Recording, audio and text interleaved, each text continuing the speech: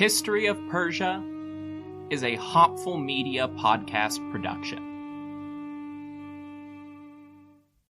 This holiday season, give yourself the gift of quick, easy, flavorful, and nutritious meals. Factor is America's #1 ready-to-eat meal delivery service, and they can help you eat well for breakfast, lunch, and dinner. Factor meals are chef-prepared, dietitian-approved, and delivered to your door, ready to eat. So you can save time and stay healthy while staying on top of all your holiday responsibilities. Cross meal prepping off your to-do list with 35-plus fresh, never-frozen meals that are hot and ready in just 2 minutes. Factor offers options to fit your lifestyle and preferences, whether it's calorie smart, vegan and veggie, or their protein plus option. This December, get Factor and enjoy eating well without the hassle. Just choose your meals and enjoy. Head to factormeals.com/Persia50 and use code Persia50 to get 50% off. That's code Persia50 at factormeals.com/Persia50 to get 50% off. This podcast is brought to you by Royal Fratricide. Attention, princes and kings! Does your empire have 1 million or more subjects? Do you feel like you would do a better job of leading the wayward masses than your idiot brother? Or perhaps you know that he has no right to rule because you were born at a better point in your father's life. Well then, I have a deal you can't pass up. Royal Fratricide. Simply attach 1 bottle of fratricide to the end of your spear and apply it liberally to any siblings you think might threaten your ability to claim the throne. Whether they have your father's favor, a cohort of annoying priests, or just bother you sometimes, Royal Fratricide will secure your position in the history books. Go to historyofpersiapodcast.com/Royal Fratricide and use promo code BROTHERS to get 10% off your kingship today. Royal Fratricide does not take responsibility for any coups, plots, or usurpations resulting from use. This ad is to be considered parody. Hopful Media does not endorse X sides of any sort. Please stab responsibly.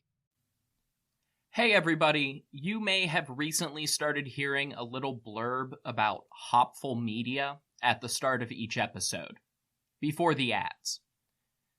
There's a full announcement just after episode 83, but I wanted to slip this message into the backlog so you'd know what was going on. Absolutely nothing of substance has changed, and History of Persia is just as independent as ever. The HOP in Hopful is literally my acronym for History of Persia. This is just a little bit of behind-the-scenes stuff for building a brand to cover potential future projects.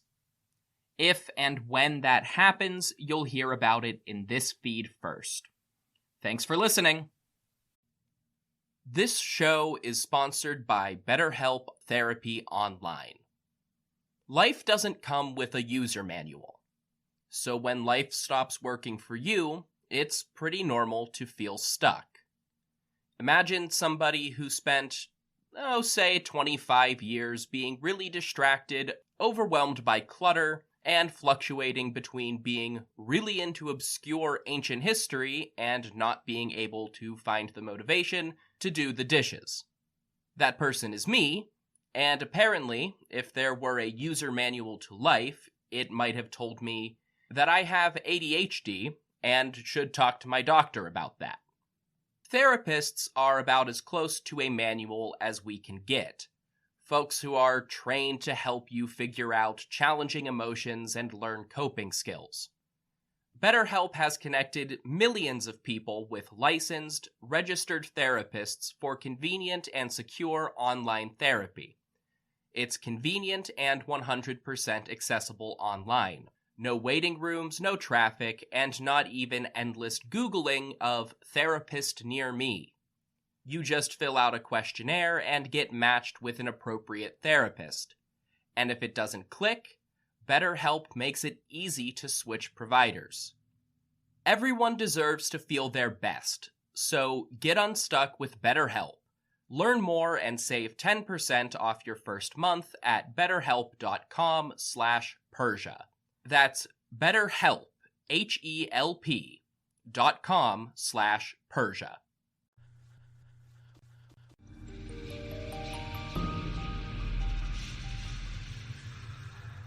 Welcome everyone to the History of Persia.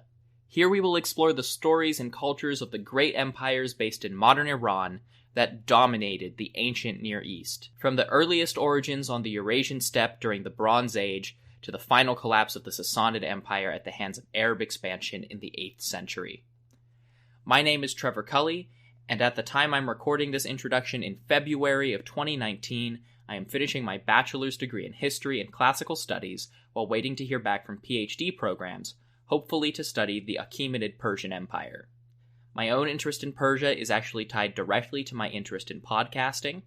I've always been fascinated by the ancient world, but a few years ago, I was writing a paper on Zoroastrianism for a religious studies class, and the TA for the course recommended that I listen to Dan Carlin's Hardcore History segment on the Achaemenid Persians. Between the paper and the podcast, I was hooked right away.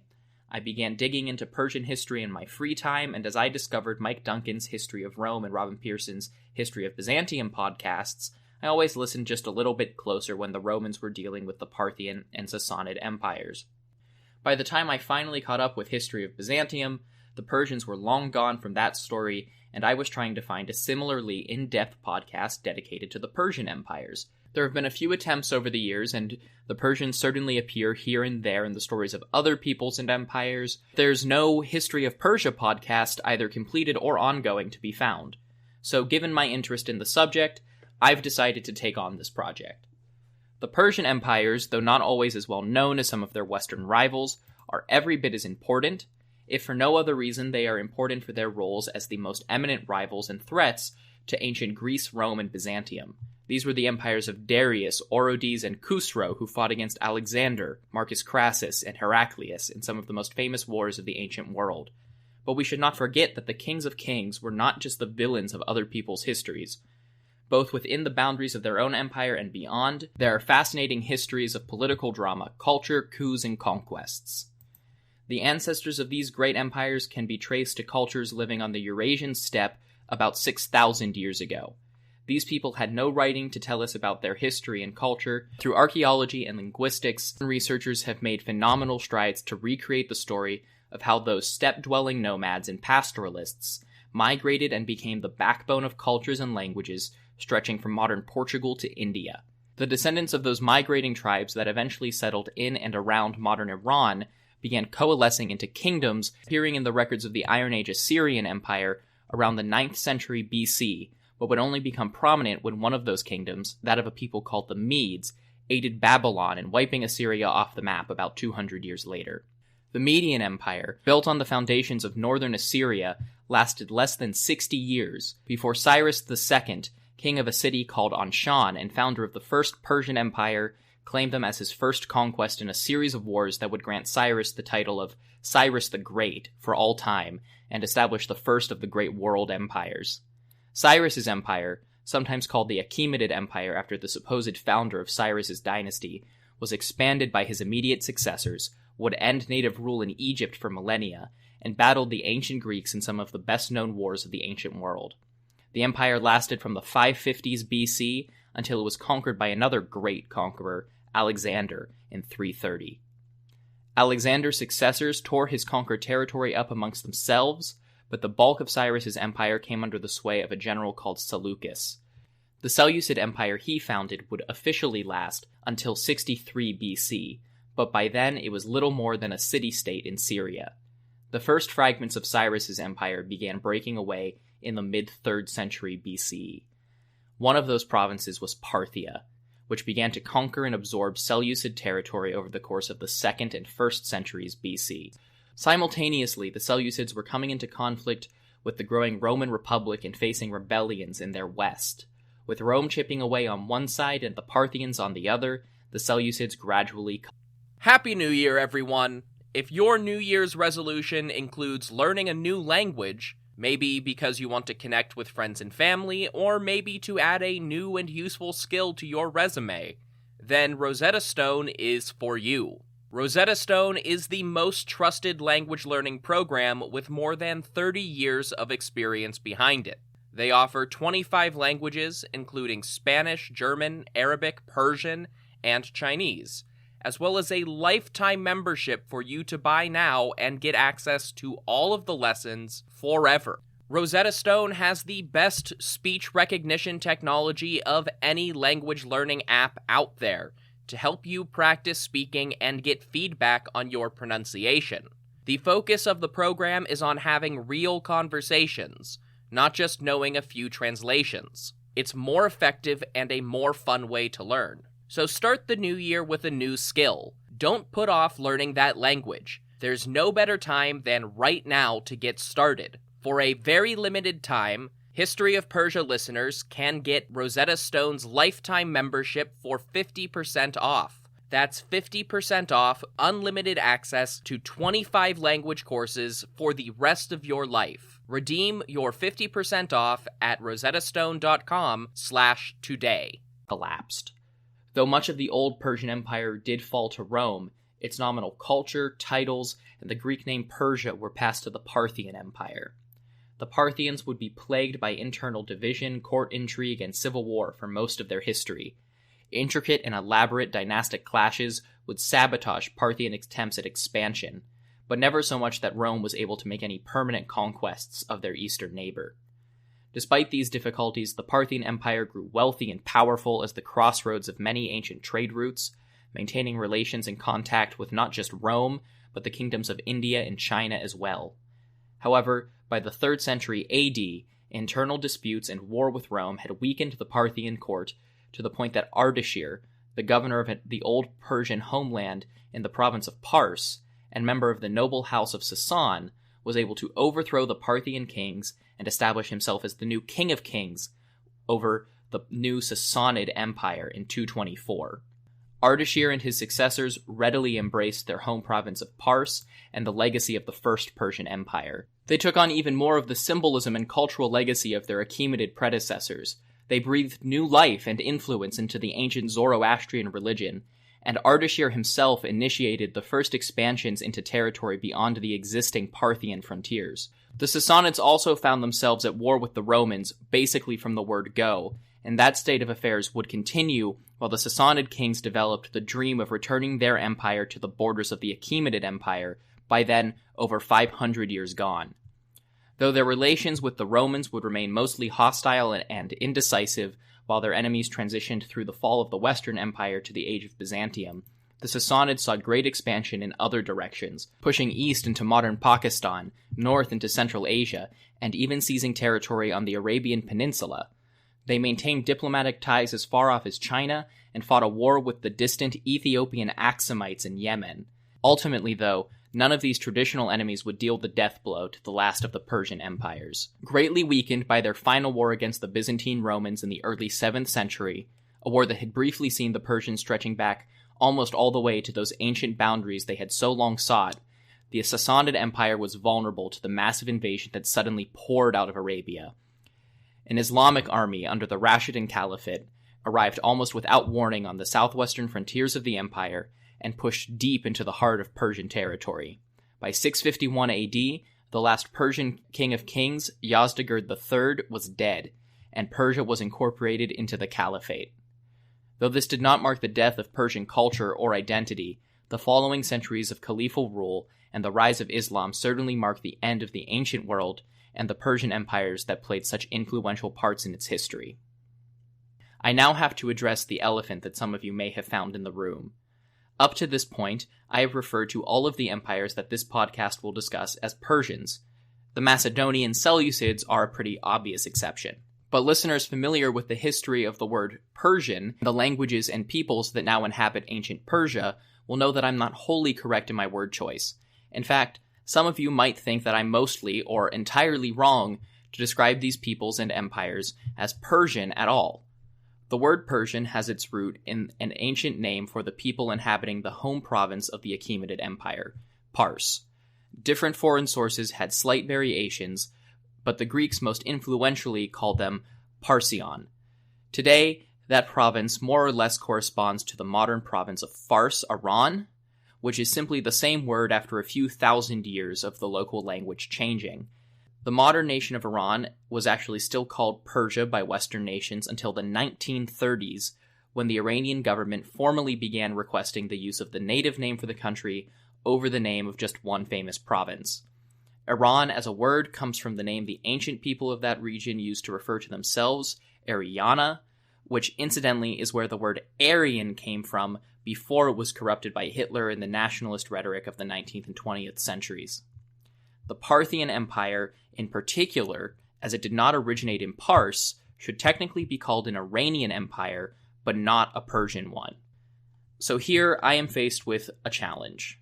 Both Persia and Iran carry significant connotations in modern politics.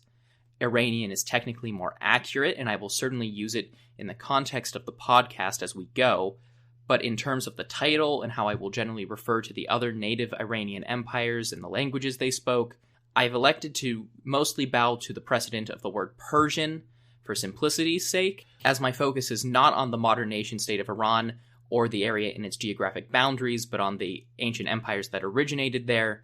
I think I will be best served using the terminology that I expect most of my English-speaking listeners to be familiar with. On a similar note about language, I will also be facing a problem with basically every name that I come across. Almost every single person, place, thing, animal, vegetable, mineral, you get the idea, in the whole narrative of ancient Persian history has at least 3 different names that I could choose to use. At minimum, there's an ancient Near Eastern name, an ancient Greek name, and a modern English name. Some of those are variations on one another, others are radically different depending on the source. I contemplated using the most accurate and original name I could find, but eventually I came to the conclusion that there are just some sounds in ancient Greek and Old Persian that I, as a native English speaker, will never be able to pronounce correctly. So I will mostly be using whatever generally accepted English pronunciation I can work out, and those are usually based on the Greek names for things. If the name I'm using deviates from that pattern, I will be sure to let everyone know, but still no promises on managing the pronunciation. Finally, when can you expect to hear more about the history of Persia?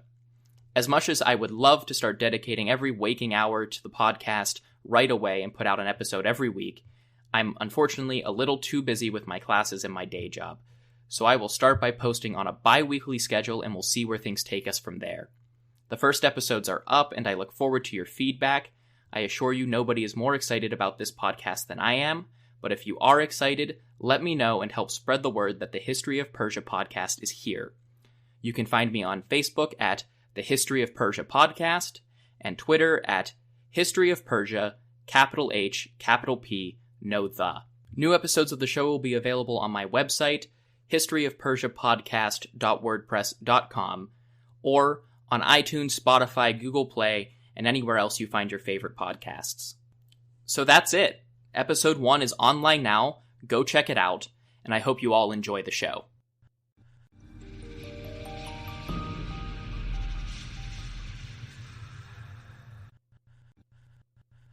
This podcast is brought to you by Royal Fratricide.